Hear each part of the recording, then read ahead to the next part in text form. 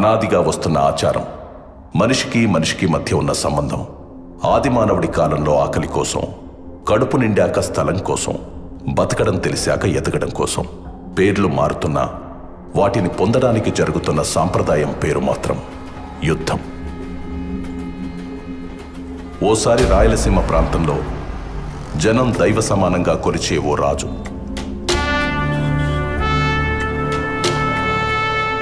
ఆ రాజు కడుపున రాక్షస మృగం పుట్టింది.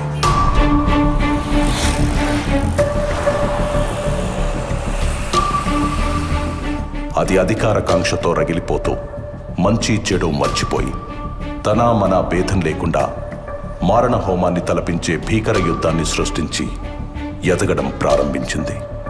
ఈ కథ మీకు అర్థం కావాలంటే ముందు మీకు పాత్రధారుల గురించి తెలియాలి. ఇది మన కథానాయకుడి వంశవృక్షం. ఎడుగూరి సందింటి ఫ్యామిలీ ట్రీ, అంటే YS family tree. YS Venkatreddy అనే పెద్ద మనిషికి 2 భార్యలు. మొదటి భార్య లక్ష్మమ్మ, రెండో భార్య మంగమ్మ. మొదటి భార్యకి ఒకే ఒక కుమారుడు, ఆయనే చిన్న కొండారెడ్డి.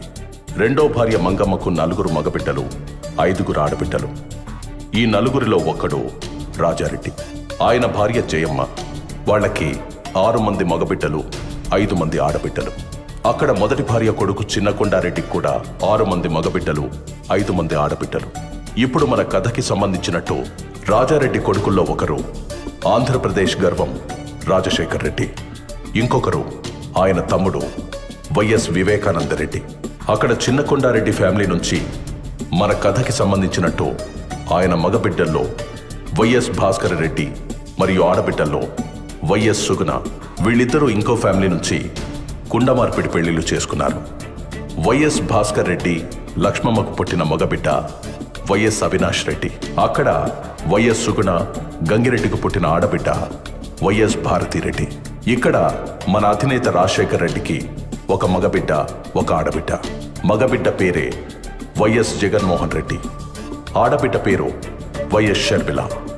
ఆయన తమ్ముడు వైఎస్ వివేకానందరెడ్డికి ఒక ఆడబిడ్డ, ఆమె పేరే వైఎస్ సునీత. వైఎస్ జగన్మోహన్ రెడ్డికి వైఎస్ భారతిరెడ్డినిచ్చి పెళ్లి చేశారు. వైఎస్ అవినాష్ రెడ్డి భారతికి మేనమామ కొడుకు. ఆయన రాజకీయ భవిష్యత్తు కోసం జరిగిన యుద్ధమే మన ఈ కథ.